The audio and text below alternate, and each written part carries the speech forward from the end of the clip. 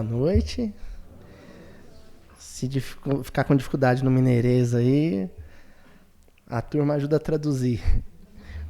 Bom, a dona Maria Helena falou sobre... A Maria Helena, já fui corrigido, não é a senhora, né? A Maria Helena falou sobre as 15 horas e eu nem vi chegar, porque é logo ali, né? Logo ali de Mineiro. E eu vim visitar parente, né? Porque eu cresci na casa de Eurípides em Uberaba, já visitei muitas casas de Eurípides pelo Brasil afora, e eu vim conhecer os parentes daqui. Então nós estamos em família, eu sou um primo distante, todo mundo tem um primo caipira na família, eu vim conhecer, né, o pessoal de capital aqui.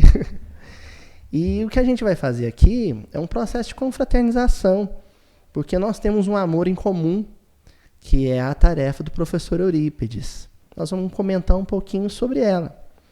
Não sou orador, não sou palestrante, esse negócio de filmar eu no YouTube foi meio acidental, o pessoal começou a querer filmar, pressão, e caiu no YouTube. O bom disso tudo é que a gente conhece os amigos que moram mais à distância, mas não tem grandes pretensões. É uma coisa simples que a gente vai tentar fazer aqui, porque isso era muito da personalidade de Eurípides, né?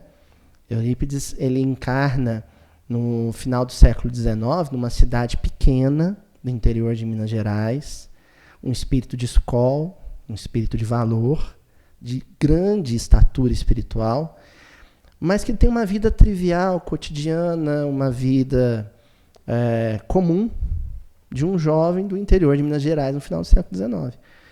A pergunta é, o que faz com que um espírito com uma vida tão trivial tenha uma projeção na vida das pessoas dessa dimensão? Ao ponto dele ficar conhecido no movimento espírita brasileiro como o apóstolo da caridade, dividindo esse título, né, esse principado da caridade, junto com Bezerra de Menezes. O que faz com que ele tenha essa projeção? É o que nós vamos tentar entender na noite de hoje.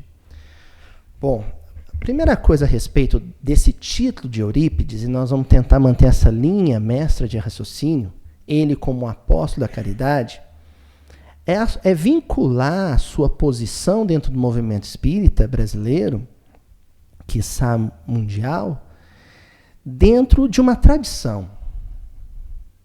Eurípides, ele é uma engrenagem, uma peça importante, que mantém uma dinâmica, um movimento que já se dava no seio da humanidade há cerca de 3.000 anos atrás. Ele pertence a uma tradição, a um movimento que o precede. Ele é mais um dos frutos doces dessa tradição. Que tradição é essa? Nós pertencemos a uma linha de desenvolvimento espiritual e de espiritualidade profunda, dentre outras possíveis, que é a tradição judaico-cristã. Eu conversava isso com o Rodrigo hoje à tarde, né, Rodrigo? O cristianismo e aquilo que o precede dentro das revelações de ordem divina, ele não é o único caminho possível para a evolução. Não é. Jesus, como governador do orbe, ele teve os seus prepostos, os seus imediatos reencarnados no seio de muitas culturas. Então, muitos espíritos conseguiram atingir uma grande estatura espiritual através, por exemplo, dos ensinamentos de Buda. Outros tantos através, por exemplo, da espiritualidade profunda que brota no seio da África. São espíritos que contribuem muito para o desenvolvimento espiritual do nosso país.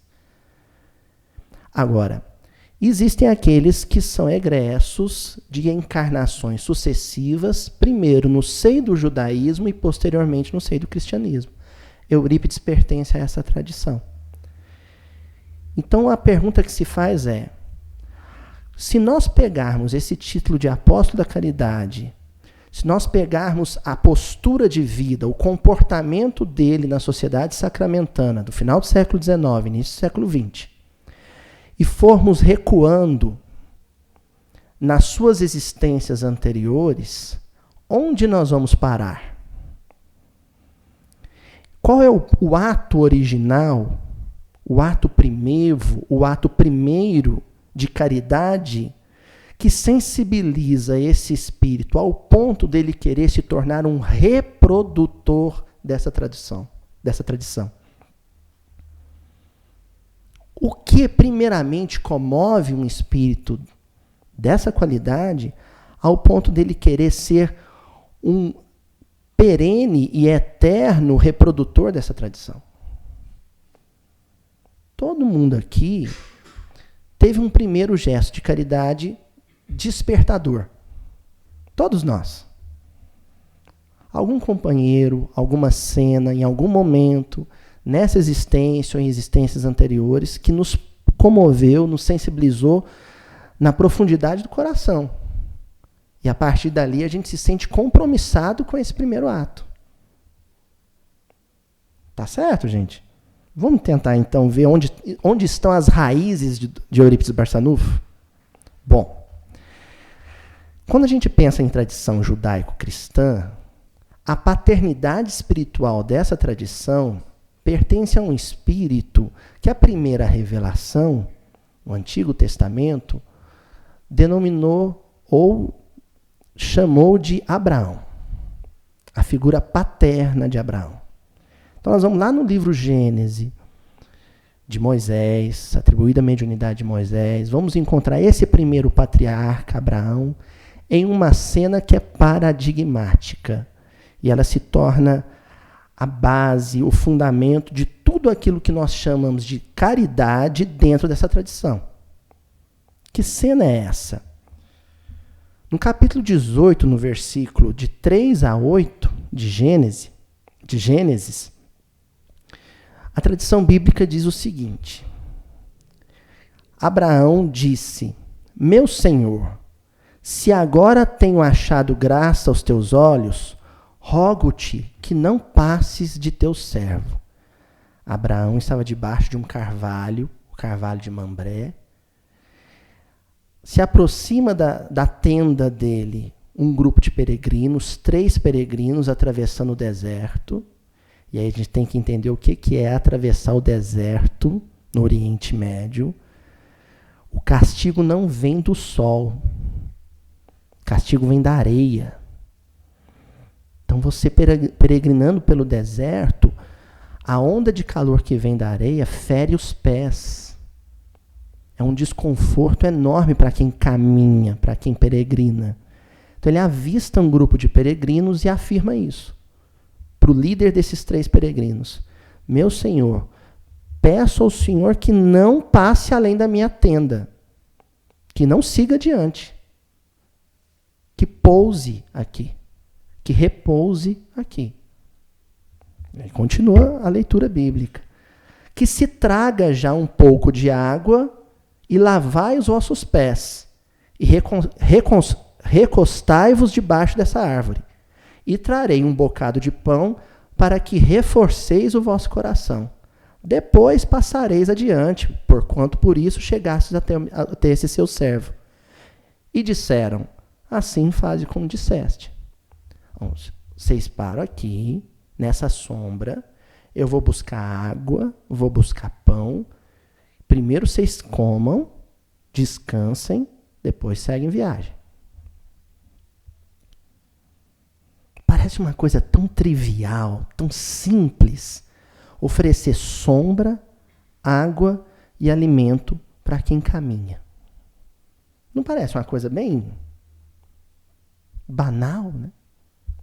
Vocês fariam isso com 3 homens que vocês nunca viram na vida? Pronto, quando a gente pensa assim, a gente já começa a falar: nossa, que gesto grandioso. Sua família dentro da tenda, sua esposa, seus familiares, todo mundo que está sobre a sua guarda, sua responsabilidade. 3 homens, 3 peregrinos que você nunca viu na vida, que você não sabe se é malfeitor, se está mal intencionado. Você para os 3 e você só enxerga uma coisa: os pés cansados. Calma, gente, que eu não estou dizendo que a partir de amanhã é para ficar com uma plaquinha na porta de casa. Vem cá, vamos tomar um suco, né? Calma aí. Isso aqui é altamente simbólico. O que nós vamos fazer aqui é perceber o que nesse símbolo fundamenta a postura de vida de espíritos como Eurípides Barçanufo. Mas é um gesto de generosidade. E aí continua a leitura. E Abraão apressou-se a ir ter com Sara, a esposa, à tenda, e disse-lhe: amassa depressa 3 medidas de flor de farinha e faze pães. Esse flor de farinha aí já dá o tom de quem era esse homem. Porque flor de farinha é uma expressão hebraica que significa a farinha melhor, mais fina. Bateu na porta lá da Luísio. Aí chegou uns peregrinos que eu nunca vi na vida. Chamei a Juju. Alguns já conhecem a Juju. Chamei a Juju, minha esposa, e falei assim: Ju, vai lá na geladeira, pega a geleia, aquela geleia cara que a gente comprou, aquela viagem que a gente fez, pega ela e traz, porque é ela que eu vou servir para esses estranhos. Estão sentindo o drama? Ele não mandou buscar qualquer farinha, mandou buscar a melhor farinha. Porque a espiritualidade tem uma maneira peculiar de lidar com o conhecimento de espiritualidade que nós já temos. Se um morador de rua bate na porta, toca a campainha da casa de um casal espírita, aliás, vamos devagar, na casa de um casal materialista, que não tem vínculo com religião nenhuma, nunca leram uma frase do Evangelho. E esse casal, olha o morador de rua, vai lá dentro, busca um pão duro, velho, até meio mofado. Vai lá na frente e joga no chão pro mendigo. Sabe o que os espíritos fazem? Eles deram pão pro morador de rua e fica feliz. Mas se esse mesmo morador de rua tocar a campainha na casa de um casal espírita, o Rodrigo e a Marjorie, morador de rua, no caso sou eu, né? Toca a campainha.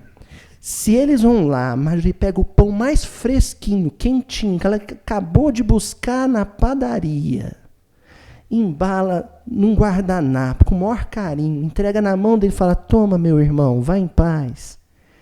Mas esqueceu de passar manteiga, os espíritos falam assim: tinha manteiga, podia ter passado manteiga, não passou manteiga. Entenderam? Então, Abraão, olha, vamos seguindo, que aqui está o roteiro do que é caridade dentro dessa tradição. Mandou escolher a melhor farinha. E correu Abraão às vacas e tomou uma vitela tenra e boa, e deu a um jovem que se apressou em prepará-la. Gente, mandar abater, desculpa pessoal vegano, vegetariano, isso aqui é licença poética e bíblica, viu gente? Mas mandar abater um novilho naquela época, num lugar onde não existia pasto, é tipo você entregar o seu carro sedã 0 km e falar: leva. Era caríssimo. Não tinha pasto. E ele mandou servir isso. Olha como isso é simbólico. A coisa mais cara, mais preciosa que ele tinha na tenda, ele entregou. Leva, come aí. Isso era o sustento deles. Entregar a melhor farinha, entregar o melhor animal do rebanho, é entregar o próprio sustento. Ele não está tirando do supérfluo. Ah, Luiz, eu conheço essa história, não é um negócio do óbolo da viúva? É, e Jesus vai recorrer a esse símbolo 2000 anos depois de Abraão. Então a coisa já tinha sido dita 2000 anos antes de Jesus. Já estava ali. E conclui. E tomou manteiga e leite e a vitela que tinha preparado, e pôs tudo diante deles. E ele estava em pé junto a eles, debaixo da árvore, e comeram. Aí pegou tudo, serviu e parou e ficou em pé do lado deles. Quando a gente vai estudar um pouco sobre as tradições da antiguidade oriental, e descobre que esse ato, esse gesto de ficar em pé do lado de quem vai comer, sem comer juntos, era o gesto simbólico dos escravos, dos servos. O chefe de um clã, e um clã de destaque na região, um clã poderoso da região, ele para na frente desses 3 estranhos com uma postura de servo. De servo.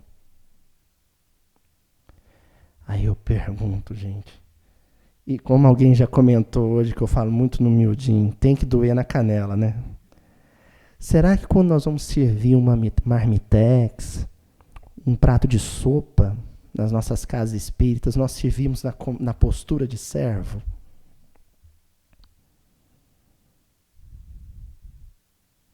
Eu me lembro uma ocasião que eu fui servir um prato de sopa lá no nosso Eurípides Barçanufo, e o rapaz estava um pouco alcoolizado. Um pouco. Tinha caído umas 3 vezes já, estava um pouco. E ele reclamou e jogou a sopa longe, porque falou que ela estava sem sal. E eu já comecei a ficar verde. Vocês já ouviram falar nesse personagem de quadrinho, né? Eu comecei a ficar meio verde, assim. A minha avó me chamou no canto e falou: meu filho, isso aqui é um restaurante, o patrão é Jesus, você é o garçom, e o cliente tem sempre razão. Porque a gente deve acolher com uma postura íntima de servo, de pé do lado do cliente. O senhor está satisfeito? Estou atendendo de acordo? É isso que Abraão fez. Aqui encerra a passagem. Está no primeiro livro da tradição mais remota da nossa espiritualidade profunda, conforme apresentou Allan Kardec. A primeira, depois a segunda, depois a terceira revelação. Lá na primeira, onde está a base, o fundamento da nossa espiritualidade, como espíritas cristãos, ali está um manual condensado, a síntese do que é caridade à luz da espiritualidade profunda. É servir como servo mesmo, oferecendo o melhor do que lhe é necessário, não do que sobra, e sem saber quem você está servindo, de onde vem, qual a intenção, o que aprontou ontem. É o manual básico. Agora a gente percebe com mais clareza ainda esse símbolo quando a gente vê o que se opunha a ele naquela narrativa. Então, enquanto na tribo de Abraão, com os descendentes e familiares de Abraão, essa era a condição, esse era o padrão, o seu Honório Abreu falava muito padrão, paradigma, o que se opunha a isso como o outro lado da moeda? Porque é importante a gente conhecer também. Porque se de repente eu não me reconheço na postura de Abraão, de repente eu me reconheço, por exemplo, na postura de Sodoma. Vocês lembram dessas cidades? Sodoma e Gomorra, duas cidades gêmeas, muito prósperas. 2 cidades muito ricas. Por quê? Na região onde se encontrava, e hoje a arqueologia bíblica ela sabe mais ou menos, sem muita exatidão, onde ficam, se tinha uma concentração muito grande, até por conta do Mar Morto, também na região, uma grande concentração de sal mineral. E o sal mineral, na antiguidade, ele tinha uma função, não só, como é o nosso caso, de ser um realçador de sabor. Ele tinha, sobretudo, uma função de conservar alimento. Numa época em que não tinha geladeira. Então, era um produto muito importante, a ponto que o soldado romano, por exemplo, recebia a sua remuneração em sal. Daí vem a palavra salário, né? De que nós somos herdeiros linguísticos, né? Então, as 2 cidades eram muito ricas por conta das minas, muitas minas de sal que elas tinham.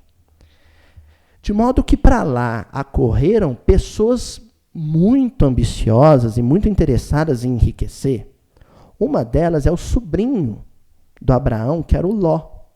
Até nem muito por vontade do Ló, mas por pressão da esposa do Ló. Então, quando ela ouve falar que a região está muito próspera, muito rica por conta do sal que se tinha lá, e com isso vai as atividades adjacentes, ela pressiona o Ló a abandonar o tio, a abandonar o clã do tio. E para lá ela muda com o marido e com os filhos.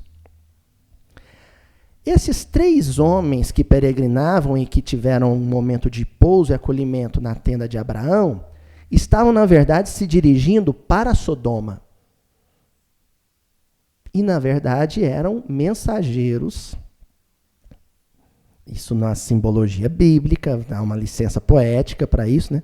Mensageiros materializados que iam para Sodoma para fazer justiça, a justiça através do processo de dor, conduzir um processo de resgate coletivo. Né? A gente está tentando extrair do símbolo aí a sua essência espiritual e vamos guardar as devidas proporções. Né? 2 deles, do trio, né? Um deles era a figura de Nosso Senhor Jesus Cristo, os outros 2 eram mensageiros que vão para lá conduzir o processo.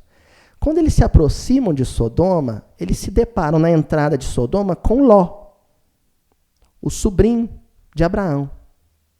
Sendo ele membro da tribo de Abraão, da tradição que seguiam os membros dessa tribo, qual foi a postura dele quando viu os 2 peregrinos se aproximando? Vamos ver? Lá em Gênesis, aí já no capítulo 19. Aí nós vamos nos versículos do versículo 1 até o 26. Mas vamos ler alguns deles só. E vieram os 2 anjos, os 2 mensageiros a Sodoma, à tarde. E estava Ló assentado à porta de Sodoma. E vendo-os, Ló levantou-se ao seu encontro e inclinou-se com o rosto em terra. É uma postura de súplica. E disse: Eis agora, meus senhores, peço-vos, entrai em casa de vosso servo e passai nela a noite, e lavai os vossos pés, e de madrugada vos levantareis e ireis para o vosso caminho. Ele fez exatamente o que o tio fazia. Uma condição de sobrevivência para os povos do deserto, uma tradição que permanece até hoje. Fez a mesma coisa. Ele viu o peregrino no deserto, se jogou no chão, implorou: vem para minha casa, vocês lavam os seus pés, repousam, e aí mais tarde vocês seguem viagem. Sabe por que os povos do deserto faziam isso e ainda fazem até hoje? A hospitalidade como uma lei transmitida de pai para filho? Porque todo morador do deserto sabe que precisa peregrinar. E sabe que se hoje você se depara com um peregrino, amanhã o peregrino pode ser você. E é graças a essa lei que você também será acolhido. Então o Ló pega os 2, leva para casa, senta os 2 e oferece uma refeição para eles. E lava os pés cansados deles. Vou fazer agora uma pausa e explicar uma coisa. No entendimento da primeira revelação do Velho Testamento, a gente falava sobre isso, não, Marilena? A gente tem que compreender uma coisa. Existe a lei escrita e a lei oral. Por que os rabinos, a gente recorre tanto à sabedoria dos rabinos? Porque Israel não entregou o ouro completamente. O que a gente encontra escrito na Torá só é possível de ser compreendido se você detém também a tradição de ensinamento oral que o rabino só ensinava para o seu mestre. Que um rabino só ensinava para o seu discípulo. Então, por que Paulo de Tarso, por exemplo, ainda como Saulo, compreendia tanto o texto bíblico, o texto da Torá, dos profetas? Porque Gamaliel havia transmitido para ele as chaves interpretativas. Lá em Minas a gente chama de macetes. Sabe, as dicasinhas. Né? Meu filho, quando falar isso aqui, quer dizer isso. Então, para você entender a passagem de Ló em Sodoma, é importante recorrer à tradição oral do que não está escrito lá, mas que é a chave interpretativa.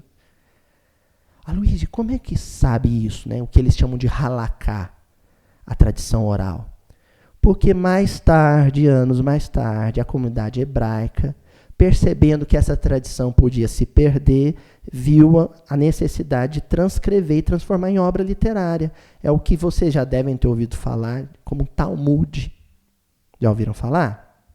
Então vamos ver o que a tradição rabínica do Talmud explica sobre a passagem. Quando o Ló chegou em casa com esses 2 peregrinos, a mulher dele enfiou a mão na cabeça e falou: esse homem não pode ter feito negócio desse, não. Meu Deus. Ele complicou nossa vida. Em Sodoma havia uma lei que proibia hospedar sob o seu teto qualquer estrangeiro peregrino. Justamente o contrário da tradição de Abraão. Era proibido. Você não podia fazer o que a Marjorie e o Rodrigo estão fazendo comigo. Não pode. O peregrino está viajando, você colocar no debaixo do seu teto, era proibido dentro da cidade fazer isso. Tão proibido, era um crime tão grave se você fizesse isso, que se você acolhesse um peregrino em casa, a punição não era a morte. Sabe qual era a punição? Um ato de violência sexual. Daí vem, vocês já ouviram falar muito o termo sodomia? Já ouviram falar? Sodomia é isso. Então o peregrino, mesmo se fosse homem, seria violentado sexualmente. Era o castigo para isso. Olha, o seu peregrino que você hospedou agora vai pagar. O peregrino que chegasse e adentrasse os muros da cidade só podia repousar na praça. Debaixo do teto de ninguém podia. O Ló chega com 2 para hospedar na casa dele. Aí piora a situação. O Ló senta os 2 na mesa, coloca na mesa a dieta básica da época, né? Pão, azeite. E aí o Ló faz um negócio que a mulher do Ló quis pegar o pau de fazer macarrão e dar na muleira dele.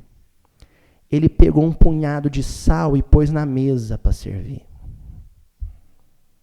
A coisa mais cara e mais preciosa que tinha em Sodoma. E que justificava a proibição do acolhimento. Sabe por que os sodomitas proibiam que um peregrino e um estrangeiro fosse acolhido?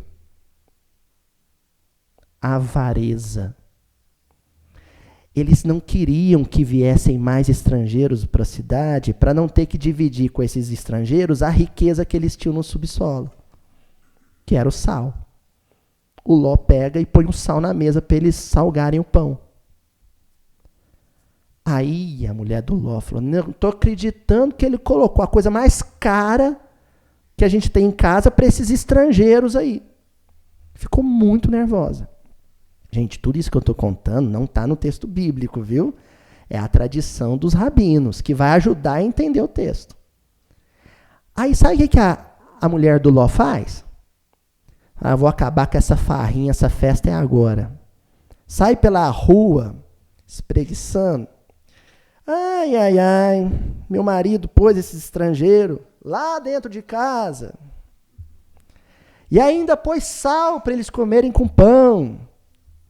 Ai, esse meu marido, hospedando estrangeiros. É uma mulher custosa essa, né? Essa aí é terrível. Mas vocês já sabem qual que é o fim dela, né? E assim, o que acontece? E aí já está sendo narrado no texto de Gênesis. E antes que se deitassem, cercaram a casa os homens daquela cidade, os homens de Sodoma, desde o moço até o velho, todo o povo de todos os bairros. A cidade inteira desceu e cercou a casa do Ló. Bateu na porta e falou: sai, põe eles aí para fora que nós vamos pegar eles agora e vamos dar um corretivo neles. Justamente aquele castigo que eu mencionei. Mas dentro da tradição de lei do clã de Abraão, quando você guardava em sua casa um peregrino, você era responsável pela segurança dele. Então, dentro da sua casa, enquanto ele estivesse sob a sua proteção, ninguém punha a mão nele. O Ló passa para fora, fecha a porta e fala, ó, vocês querem fazer maldade com qualquer um da minha família, pode, mas com os meus hóspedes, não. Parece uma historinha meio, né? Meio maluquinha. Olha que nível esse pessoal levava a noção de caridade.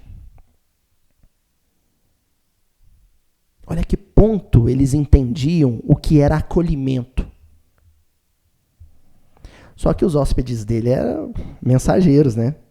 Então eles, efeito físico, cegam lá os homens de Sodoma, fala para o Ló, nós vamos ter que destruir a cidade. Pega sua família, vai embora, mas eles dão uma recomendação para o Ló e para toda a família. Vamos ver qual é? E aconteceu que, tirando-os fora, disse, escapa-te por tua vida, não olhes para trás. E não pares em toda esta campina. Escapa lá para o monte. E aqui é uma simbologia muito forte, né? Quando a gente é convidado a avançar espiritualmente, a dar um passo à frente espiritualmente, a gente não pode olhar para trás. Lança a mão do teu arado sem olhar para trás. E a dica que é mais grave, além de não olhar para trás e avançar espiritualmente, pede para que eles se elevem para o topo de um monte. Por isso que o livro chama Morro Alto. Elevar o padrão vibratório. Aproximar-se de Deus. Continua. E a mulher de Ló, que era apegada, a quê? O que ela ficou em brava, porque o Ló pôs na mesa mesmo? Sabe? Que era apegada ao sal, olhou para trás e ficou convertida numa estátua de sal. Porque nós nos transformamos exatamente naquilo que cultuamos. Nós nos transformamos em tudo aquilo que cultuamos, que valorizamos. Se nós valorizamos o amor, nós somos amor. Se nós valorizamos a cobiça, nós nos tornamos cobiça. Então, no exemplo de Sodoma, nós temos exatamente a outra face do que é o exemplo de Abraão. São duas tradições, dois padrões de vivência. Um pensa em si, multiplica e conserva bens transitórios. No outro, pensa no outro e não se apega e não cultua bens transitórios. Usufrui deles, mas sem apego. São dois padrões. Esses dois padrões de vida vão atravessar a história da humanidade todinha. É óbvio que isso vai ter eco na trajetória de Jesus. Porque Jesus deveria encarnar vivamente essa tradição de espiritualidade que se inicia lá com Abraão. E aí nós vamos ter, nas passagens do Evangelho, na experiência de Jesus no mundo, uma Sodoma do século I. Jericó. De novo, uma sociedade muito próspera economicamente, porque Jericó, ela ficava no limite do deserto da Judéia e a cordilheira que ia resultar no topo dela, no Monte Sião, em Jerusalém. Então, Jericó era uma espécie de entreposto comercial. Os bens do Extremo Oriente cortavam o deserto em caravanas de camelo, chegavam em Jericó, e Jericó distribuía essas mercadorias para o resto da Palestina. Então, era uma cidade muito rica. E porque era uma cidade muito rica, muito próspera, o Império Romano, que dominava a região, estabeleceu ali uma alfândega para captar tributos sob essa movimentação comercial. E o responsável por essa alfândega quase nunca era um romano. Porque os romanos eles sabiam aproveitar os valores da terra. E a autoridade romana percebeu que o judeu tinha um talento, um trato para lidar com a contabilidade muito grande. Então Roma sempre escolhia um judeu para ser o contabilista, para cuidar do processo de arrecadação. A contrapartida é que esse contabilista, esse fiscal de alfândega, fiscal de receita, ele ia poder ter um percentual na arrecadação. Então, Levi, Mateus, ele era um funcionário de Roma, embora fosse judeu. Eram chamados publicanos. Mas a sociedade judaica não olhava, não passava a olhar com simpatia para esses. Porque Roma era o opressor. Então eles entendiam que esse publicano era um traidor da pátria.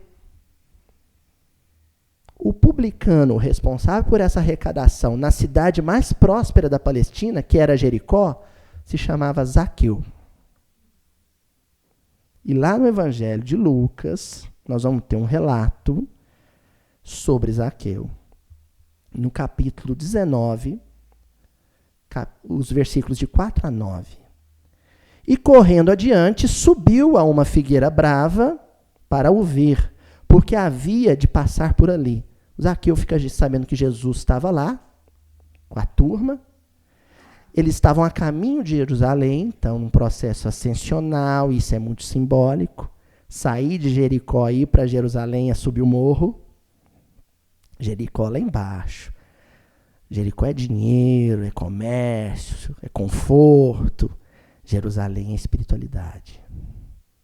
Sair de Jericó e ir para Jerusalém é sair das preocupações de ordem rasteira e buscar a elevação espiritual.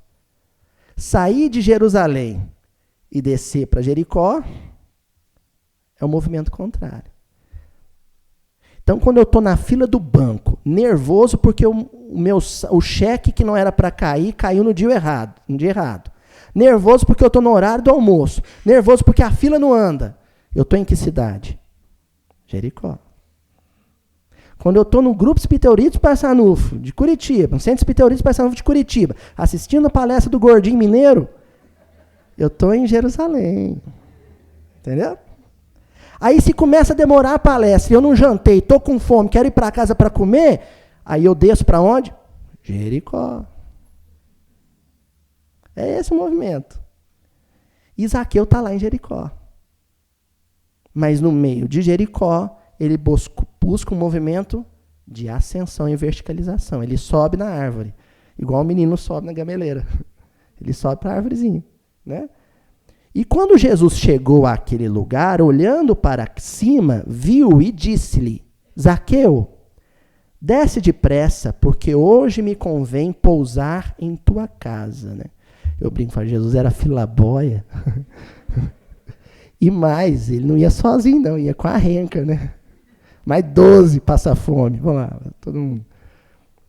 Olha, Jesus era um peregrino.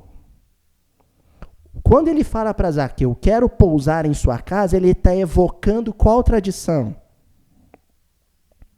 Jesus já estava 1, 2, 3 horas ali, com um grupo de 12 peregrinos, e até aquele momento, muita gente chegava em Jesus pedindo, cura meu filho, cura meu marido. Mas ninguém tinha oferecido o teto. Eram judeus. E Jesus fala, Zaqueu, vou te pôr um teste agora. Você já provou o que você anseia para a sua vida ao subir na árvore. Então já vi em você um potencial, uma inclinação para uma vida diferente. Agora eu quero testar se você está disposto mesmo a seguir a tradição de Abraão. Me recebe na sua casa com mais 12. Próxima vez eu vim com uns 12. Vim com ônibus. Vim com um ônibusinho aqui pra cá, viu? Ó. E apressando-se, desceu e recebeu. Alegremente, não foi assim, alegremente. Olha, outro traço dessa tradição de caridade. É fazer, mas fazer com alegria. E vendo todos isto, murmuravam, dizendo que entrara para ser hóspede de um homem pecador. Ele é publicano, ele é avarento, ele tira dinheiro do nosso povo, né? Jesus não enxergou nada disso. Só entendeu que Zaqueu desceu da árvore, abriu as portas da casa e recebeu todo mundo. E levantando-se Zaqueu, disse ao Senhor, então todo mundo comendo pão, azeite, tomando lá um vinho, né? Tinha uma coalhada síria lá. Senhor, eis que eu dou aos pobres metade dos meus bens, e se alguma coisa tenho defraudado alguém, o restituo 4 vezes mais. Quadruplicado. Foi além. Jesus pediu, anda 1000 passos comigo, e ele andou 2000. Zaqueu é o que a administração moderna chama de proativo, funcionário proativo. Né? O patrão pede, vai ali, olha o preço da verdura para mim, ele já volta com a salada de fruta. Ele era proativo. E disse-lhe Jesus, gente, presta atenção nisso aqui. E disse-lhe Jesus, hoje veio a salvação a essa casa. Jesus, em hebraico, Yeshua, que quer dizer? Salvação, um trocadilho. Hoje veio Jesus nessa casa, veio a salvação nessa casa. Pois também este é um filho de Abraão. Olha só. É um filho de Abraão. Por que ele é um filho de Abraão? Porque ele tinha feito o que Abraão fazia no deserto. O que atesta a nossa vinculação com uma determinada tradição espiritual são os nossos atos, não é as nossas palavras. Não valeria Zaqueu chegar para Jesus e falar, mestre, eu sou um filho de Abraão, viu? Ele disse isso, mas de uma maneira prática, concreta, real. Não adianta eu dizer assim, eu sou discípulo de Eurípides. Se nas minhas ações não estão refletidas as ações de Eurípides. E um detalhe curioso aqui, né? A máxima que a gente sustenta e repete já virou lugar comum, né? Fora da caridade não há salvação. Salvação, Jesus.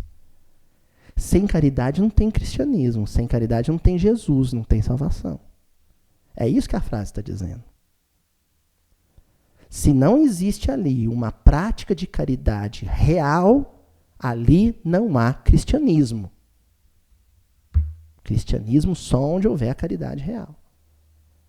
Mas Jesus continua seguindo, e naquele mesmo contexto, que é uma viagem, né, o núcleo do Evangelho de Lucas é uma jornada de Jesus da Galiléia até Jerusalém, termina com a crucificação. E nesse contexto, Jesus se encontra com um doutor da lei. E o doutor da lei faz um questionamento para ele, logo na sequência, que é muito emblemático, né? Na sequência da viagem, mas não na sequência narrativa. Lá em Lucas, capítulo 10, versículo 25 a 37.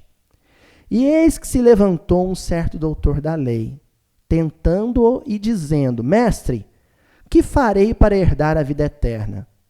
Senhor, seria hoje, como é que eu faço para pertencer ao mundo de regeneração? Não é a grande pergunta de todos os espíritas? Senhor, o que eu faço para permanecer aí com um dos escolhidos para o mundo, depois do de regeneração, um mundo ditoso ou feliz? E ele disse, o que está escrito na lei? Como lês, que são coisas diferentes. Uma coisa é o que está escrito, outra coisa é como você entende o que está escrito. Uma coisa é eu falar assim, você já leu o Nosso Lar, do André Luiz? Já leu Paulo e Estevão? Já. Como é que você entendeu o que está escrito ali? São duas coisas distintas. As pessoas, às vezes, leem as máximas do Evangelho e entendem de uma forma torta. Por isso que Jesus falou, olha, você já leu as tradições do nosso povo, mas como que você a interpreta? E respondendo, ele disse, amarás ao Senhor teu Deus de todo o teu coração, de toda a tua alma e de todas as tuas forças, de todo o teu entendimento. E ao teu próximo como a ti mesmo. Isso é uma máxima que está lá em Levítico. Então ele casou ali, fez um combinado entre Deuteronômio e Levítico. E disse-lhe Jesus, respondeste bem. Agora vem o chute na canela. Faze isso e viverás. Não, meu filho, você leu, lembra o texto corretamente, então você conhece o texto, entendeu direitinho, porque você foi capaz de fazer a combinação entre o amar a Deus e o amar o próximo. Então só te falta uma coisa: prática. Ele, porém, aí fala, não posso perder essa não, né? Ele, porém, querendo justificar-se a si mesmo, disse a Jesus, e quem é meu próximo? Tá, eu faço, mas depende com quem. Alguém pode estar imaginando aqui, esse menino viajou 15 horas, eu vou ficar valorizando isso só para você ter mais remorso. Esse menino viajou 15 horas, um frio danado, porque passou de Ribeirão Preto para cá, gente, é tudo frio para mineiro, né? Viajou 15 horas para falar da passagem do Zaqueu e a passagem do Bom Samaritano. É isso mesmo. Mas todo mundo já conhece, o Haroldo Outra Dia já fez essa passagem. Todo mundo já leu e todo mundo já entendeu. O que falta? Praticar. E o grande problema de praticar para todos nós hoje é com quem? É o problema dele. O que nos barra, o que nos limita na prática? Com quem? Esses dias eu fui quase não, depois eu me demiti. Quase expulso do Facebook. Eu falei, não, eu me demito. Deixei a rede social. Mas o miudinho tá lá, viu, gente? É só eu. Porque eu fiz um negócio assim muito radical, muito revolucionário. Eu vi o pessoal falando grupos de oração pelo Brasil. Espírita montando grupos de oração pelo Brasil. Um monte de grupos de oração pelo Brasil. Falei, gente, todo mundo ama o Brasil. Orar por quem a gente ama é muito fácil. Pensei comigo, né? Falei, eu vou sair desse Facebook, eu vou cuidar das minhas plantinhas, dá mais certo, mas antes eu vou pôr um grilinho para ficar cri, cri, cri no ouvido de todo mundo. Aí eu fiz uma proposta. Foi quase que um experimento sociológico. Quase me custou a vida, mas tudo bem. Eu falei assim, pessoal, pensa naquele candidato que você mais detesta. Aquele que te dá náusea quando você vê o nome dele. Pensou? Agora pensa naquele seu parente, naquele seu tio, naquela sua tia, que é partidário dele e que te dá dor de cabeça quando ele começa a falar que você tem que votar nele. Pensou? Qualquer candidato. E qualquer um desses partidários parentes. Imaginou? Agora vai para o seu quarto, pega seu evangelho e faz uma oração sentida por ele, mas não é falando, Senhor, abençoe esse coitadinho. Não, não, é assim. Senhor, eu quero que o Senhor dê para eles saúde, paz, prosperidade, bem-estar, conforto, que a minha prece chegue nele como se fosse um abraço apertado e caloroso. Vocês imaginaram agora? Tem que imaginar o sujeito. Aí você imagina você dando um abraço bem apertado nele, bem amoroso. Imaginou? É a oração que você vai fazer por ele. Não é pelo Brasil. É por aquele que você odeia. Faze isso e viverás. E aí? Nossa Senhora! Eu nunca pensei que eu ia levar porrada virtual, sabe? Falei tchau, tô indo embora. Só queria pôr o pessoal para pensar nisso.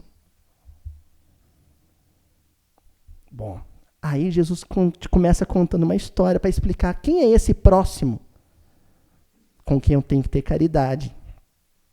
E respondendo, Jesus disse: descia um homem de Jerusalém para Jericó.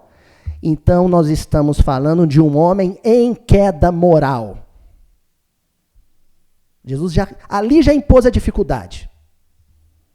Descia de Jerusalém para Jericó. E Jesus já está dizendo até que tipo de queda. Dinheiro.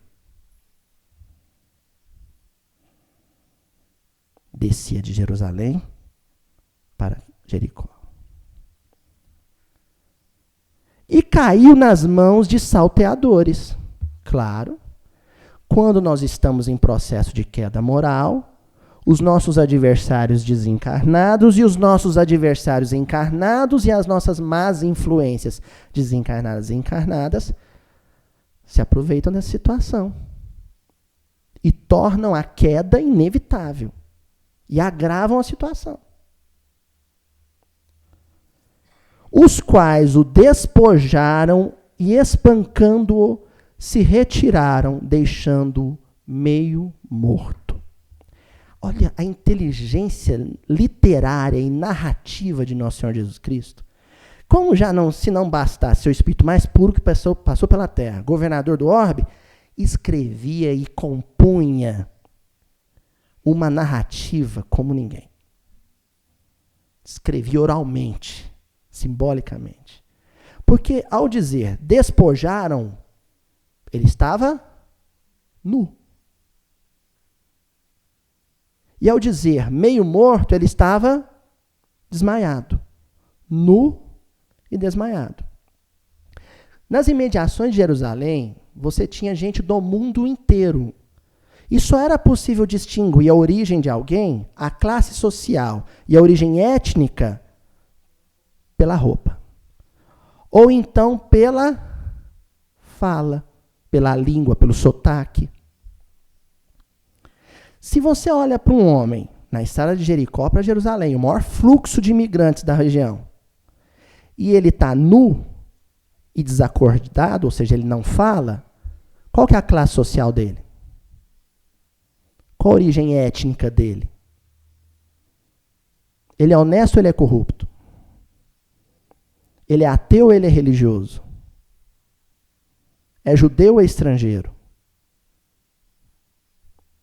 Não sei.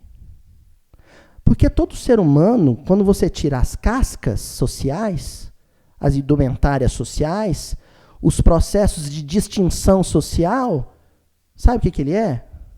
Ser humano. É só a gente parar e fazer isso mentalmente. Olha para a pessoa e vê ele na sua nudez. Olha para a pessoa e não vê seu terno, não vê sua gravata, não vê seu capuz de malfeitor, não vê a arma na mão, não vê os processos que ele tem nas costas, não veja nada. Só veja um ser humano. Continua Jesus. E aproximando-se, atou-lhe as feridas, deitando-lhes azeite e vinho. E pondo-o sobre o seu animal, levou-o para uma estalagem e cuidou dele. Primeiro, a primeira providência dele não foi chegar e falar assim, ô, acorda aí. Quem que você é? De onde você vem? Por que você está aí? Foi atar as feridas. Dar conforto. E o vinho e azeite é muito simbólico, porque o azeite e o vinho era usado na asepsia. E o azeite para trazer conforto para a ferida, depois de limpa. Mas, simbolicamente, na cultura hebraica, o vinho representava o sangue, que, por sua vez, representava a vida. Diferente da nossa cultura, onde representa a morte. Para eles, representava vida. Dar vinho para alguém era dar ânimo, vitalidade. Coisa que a gente faz com um abraço, com um olhar, com uma prece. E o azeite, ele representava a luz, porque ele era usado também para untar ou ungir a cabeleira das pessoas, num ambiente muito seco, umidade relativa do ar de 5%. Então ele representava também a luz de Deus, por conta da coloração, sobre a mente. Dar vinho e azeite é dar um passe e um comentário do Evangelho, por exemplo. Quando eu dou um passe e falo 3 minutos de Evangelho para alguém, eu dei vinho e azeite. Aí lá em Uberaba aconteceu uma coisa. Eu posso ir até que hora, hein? Eu viajei 15 horas. Mais uns minutinhos? É? Ah, beleza. Olha só, lá em Uberaba, outro dia, a Ju, quando eu ainda não tinha, porque assim, eu não tinha rede social, aí tive que criar por causa do miudinho, aí depois cansei e não tenho mais rede social. Mas eu estava acompanhando a Ju na rede social, do lado dela, aí ela falou assim, nossa, amor, olha aqui. Tinha uma companheira nossa do centro, e ela ela dedicou o dia dela para falar mal da candidata à prefeitura. Ela dedicou o dia dela para isso. Acho que ela pegou um atestado médico, pediu folga no serviço, só para fazer isso. O dia inteiro, postagem, comentário. É corrupto, é bandido, é corrupto, é bandido, é corrupto. O dia inteiro. Uma moça que era candidata a prefeita. Falei, nossa. Tá bom, né? Não sou eu, tá bom, né? Passou. No outro dia, eu e a Ju, antes de ir para o serviço, a gente passava no centro, que tem um trabalho de passe no horário do almoço. A gente ia tomar um passe e depois ia para o serviço. Aí, quando a gente chegou no centro, mas cortou meu coração. Na primeira fila, assim, não tinha comentário do Evangelho, era só o passe. A pessoa chega, senta no banco, espera a vez, toma o passe e vai embora. Pit stop. Na frente, assim, estava sentadinha a candidata. Primeiro impulso, nossa, que chique, no nosso centro, né? A candidata, e eu vi que ela não tinha muita intimidade, assim, alguém indicou, ela estava indo lá a primeira vez, que ela estava com a mãozinha assim, ó. E realmente, é meio complicadinha a vida pública dela, mas ela estava com a mãozinha assim, e eu olhei de longe, as lágrimas escorrendo. E ela entrou naquele processo que é muito comum no nosso país, o marido não podia mais se candidatar, porque caiu na lei da ficha limpa, e aí obrigou ela a se candidatar, e na hora eu pensei, essa mulher não queria estar mexendo com isso. Mas o marido obrigou, sabe? E as lágrimas correndo. Acho que ela, no desespero, alguém falou, vai tomar um passe, ela foi. Na hora que abriu a porta da Câmara de Paz, quem abriu a porta da Câmara de Paz foi a companheira do Facebook.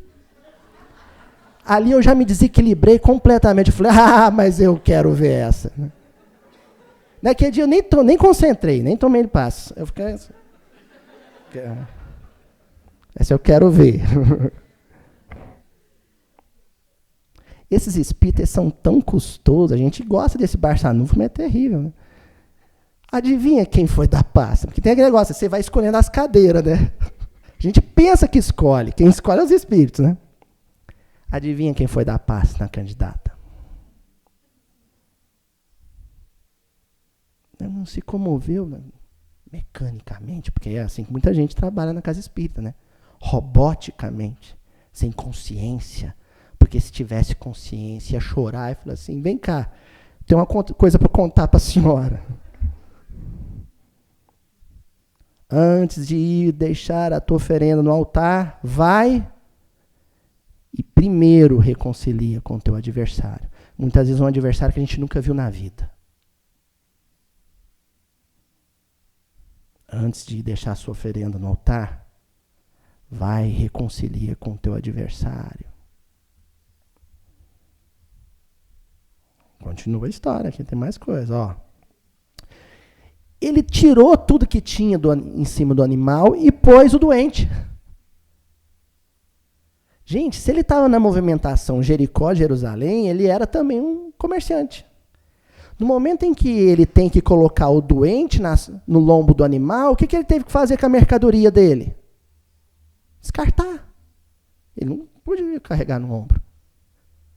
Olha, quem abre mão de um lucro para socorrer um enfermo? Ele abriu. Ainda levou para a hospedaria, chegou lá e falou, ó, cuida dele para mim. Aí vem a perguntinha de Jesus. Qual, pois, destes 3, porque teve os outros 2, um sacerdote e um levita, que passaram direto, que olharam assim para aquele sacerdote, passou, falou assim, vai que esse homem é romano, e eu não gosto de romano, vou cuidar dele não. O outro levita passou, falou assim, vai que é um sírio, um libanês, um egípcio, eu não gosto desse, não vou cuidar não. Qual, pois, destes 3 te parece o que foi próximo daquele que caiu nas mãos do salteador? Jesus pega e inverte a pergunta. O doutor da lei tinha perguntado, quem é meu próximo? E Jesus devolve a pergunta, você é o próximo de quem? Onde Deus te situou? Onde Deus te colocou para você ser o socorredor de quem? Reencarnei, sou espírita em Curitiba. É para exercer a caridade com quem? É para eu ser o próximo de quem? E ele disse, o que usou de misericórdia para com ele. Disse, pois, Jesus, ao bicudo na canela, vai e faze da mesma maneira. Vai e faze da mesma maneira. Seja o próximo socorredor de quem desce de Jerusalém para Jericó. De quem cai. E aqui Jesus pega e joga a coisa num outro patamar. O acolhimento de Abraão e da tradição de Abraão deixa de ser um acolhimento horizontal e se torna um acolhimento vertical. Deixa de ser o socorro à mazela física só e passa a ser também o socorro à misericórdia com a mazela espiritual, porque misericórdia é diferente de compaixão. Misericórdia é compaixão, mas nem toda compaixão é misericórdia. Compaixão é compatos, é sentir o que o outro sente, sofrer o que o outro sofre. Se o outro está com fome, é como se eu estivesse com fome. Eu corro e dou um pão para ele.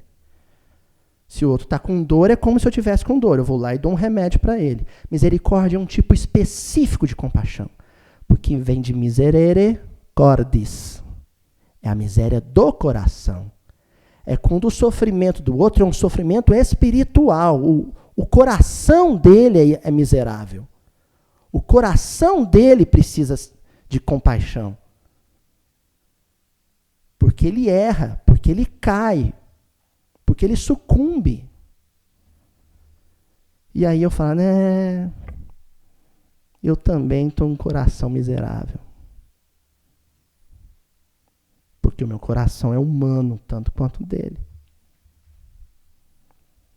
Como a turma não entendeu nem a passagem do Zaqueu, nem do samaritano, foi necessário que o Consolador viesse para dizer tudo quanto Jesus tinha dito e explicar.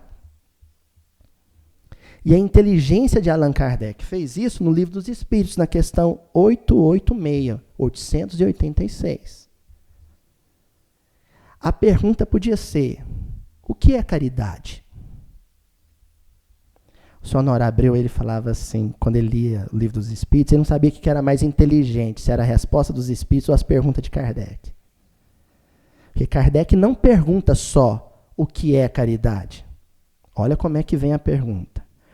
Qual o verdadeiro sentido da palavra caridade como a entendia Jesus. Oh. Não é a caridade segundo a Maria Helena, a caridade segundo a Luísa, a caridade segundo o Rodrigo. O que é caridade segundo o paradigma de Jesus? Porque ele é o paradigma, o padrão, o tipo mais perfeito que Deus tem oferecido ao homem para lhe servir de guia e modelo. 625. Que não é a pergunta mais importante do Livro dos Espíritos. A pergunta mais importante é a 686. Perdão, 886. Porque uma coisa é você falar, Jesus é o meu padrão. Outra coisa é falar assim, e qual é o padrão que ele me oferece?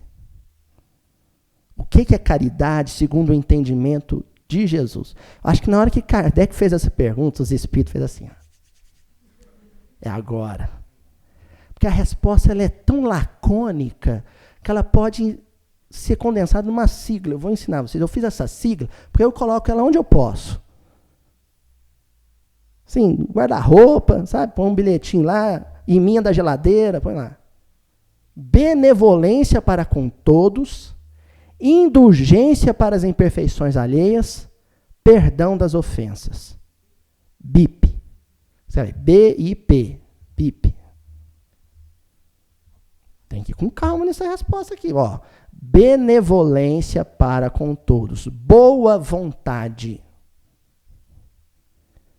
Se eu melhorei o que eu já melhorei, e se os que estão na minha dianteira, na minha vanguarda, chegaram lá depois de um processo de aprimoramento, ele que está na minha retaguarda também é capaz. Porque se eu disser o contrário, eu estou dizendo que Deus é incompetente. Que ele conseguiu comigo, conseguiu com o outro, mas não vai conseguir com esse.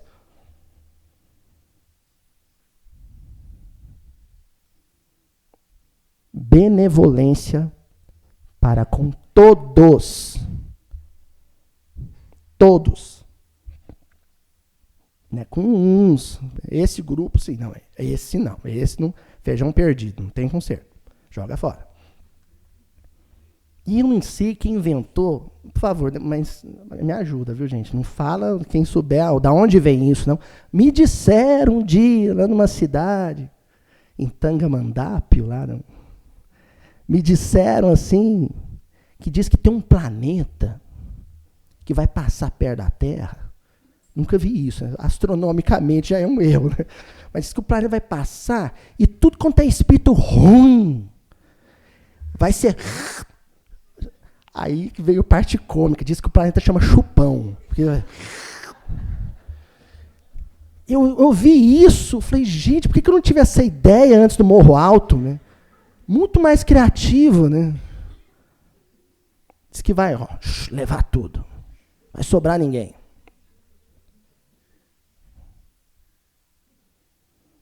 O povo chega a um ponto de entendimento torto sobre o processo de transição planetária, que quando os mamonas assassinos desencarnaram, um acidente trágico, os moços jovens, talentosos, divertidos, mas jovens do mundo, com a linguagem do mundo.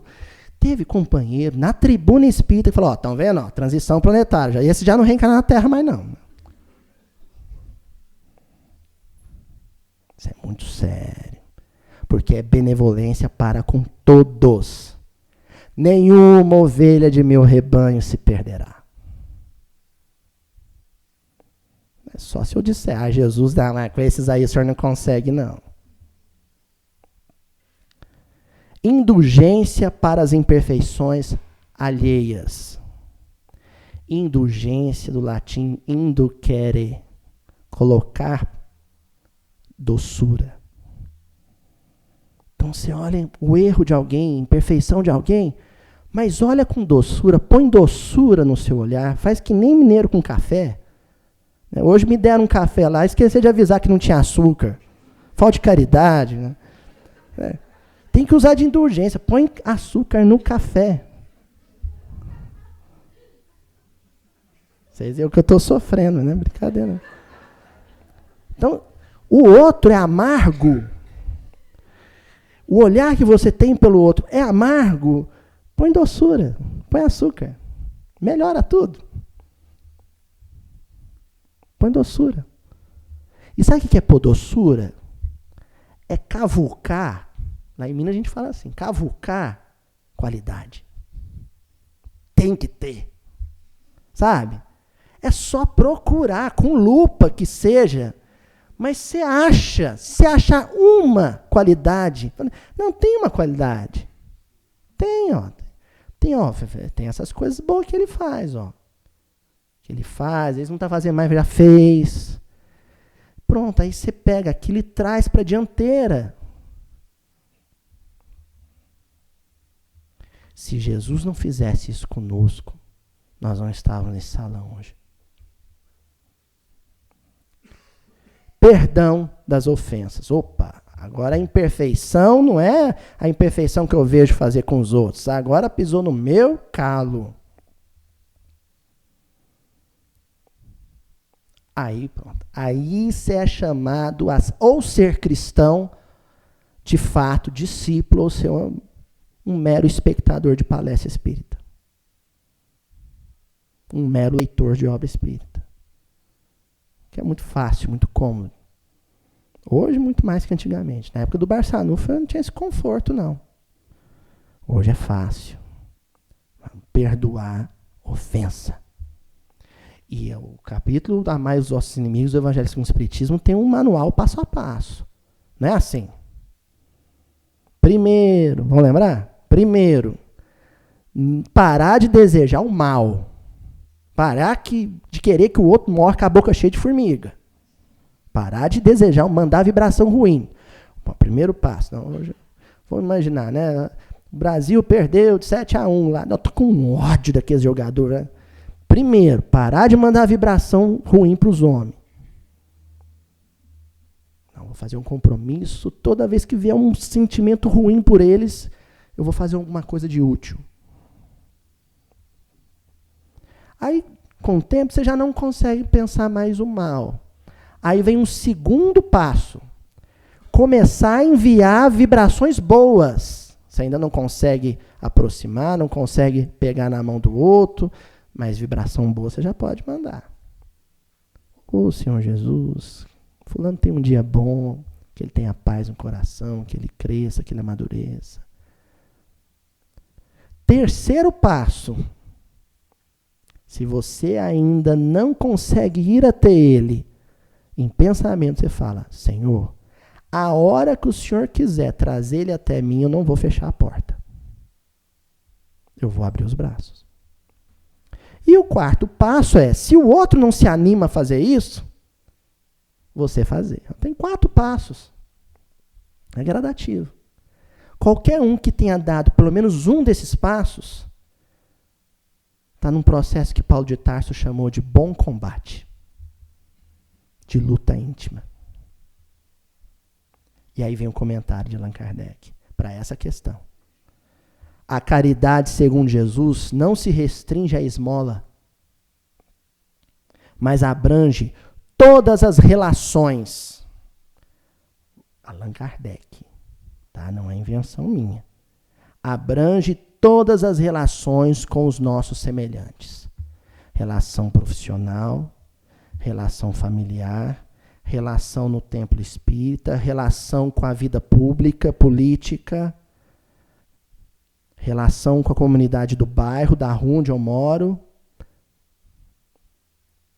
relação com os desencarnados que estão ao meu redor. Ela nos manda ser indulgentes porque temos necessidade de indulgência. É básico. Eu tenho que botar a doçura no olhar que eu lanço sobre o meu próximo. Porque eu vou pisar na bola. Não é se eu pisar na bola, é eu vou pisar na bola. Eu vou tropeçar. Se não for no buraco que ele tropeçou, vai ser em outro. Mas vou. E eu vou precisar que alguém olhe para mim com doçura. Porque se um coração não olhar para mim com doçura, eu vou ficar no chão. Nu e meio morto.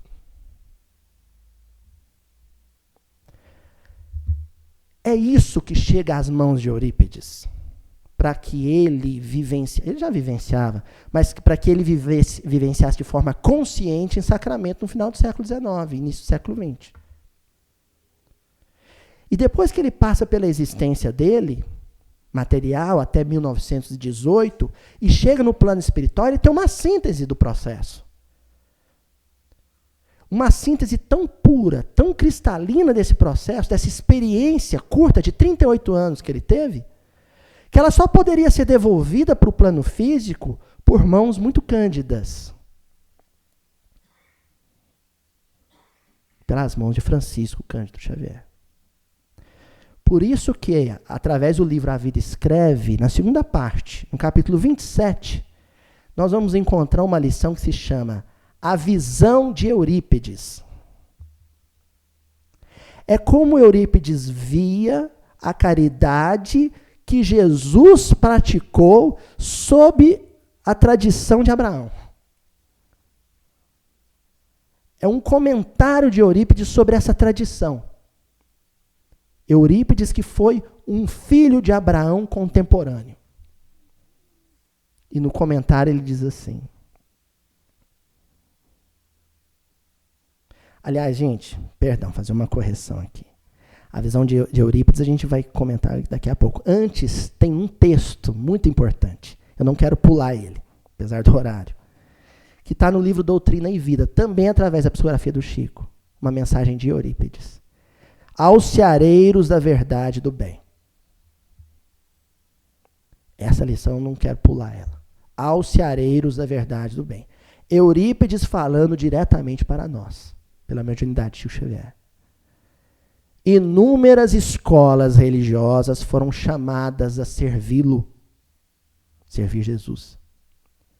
No entanto, esquecem-se os seus expositores de trabalho universal, de paz e de amor com Cristo, perdendo-se nos terríveis desfiladeiros do sectarismo destruidor. Sabe o que quer dizer? Secto, grupo. Sectarismo é cultuar grupos. Enquanto toda orientação espiritual que nós estudamos até aqui se refere à caridade para com todos, existem companheiros e muitos deles nós encarnamos o comportamento também, que elegem, ó, esses são dignos de merecer a minha caridade. Esses aqui também. Esses aqui não. Eurípides chamou isso de sectarismo destruidor. Mas é um sectarismo que não vai destruir o outro. É um sectarismo que vai destruir a obra. Quando eu excluo alguém do meu ciclo de orações, olha o que eu estou falando. Não estou falando de excluir alguém da casa espírita, não. Vamos além disso. Porque às vezes eu acolho todo mundo na casa espírita, mas não no coração. Então, se quando eu vou fazer oração, vou pegar leve, hein? Se for para pegar pesado, nós vamos falar de vida familiar. Para pegar leve, vamos falar uma coisinha à toa, trivial, que vai passar, bobeirinha. Vida política. Se for para pegar pesado, vamos falar de vida familiar. Aí é barra pesada. Mas quando eu for fazer a oração, eu tenho que pedir por todos. O político honesto que eu admiro e o político corrupto que eu não admiro. E orar para eles não é colocando um aqui e o outro ali, não. É no mesmo nível. No mesmo nível de amor. Porque se eu colocar um pouquinho esse aqui, ó, e o outro ali, isso se chama sectarismo, isso vai destruir o meu propósito de vivência do Evangelho. É um sectarismo destruidor. A coisa é tão tensa que Eurípides narra através do Hilário Silva, e o Hilário Silva dita através do Chico Xavier, uma experiência que muitos de vocês já conhecem, mas eu gosto de recorrer a ela sempre, que é um desdobramento que Eurípides teve em vida física.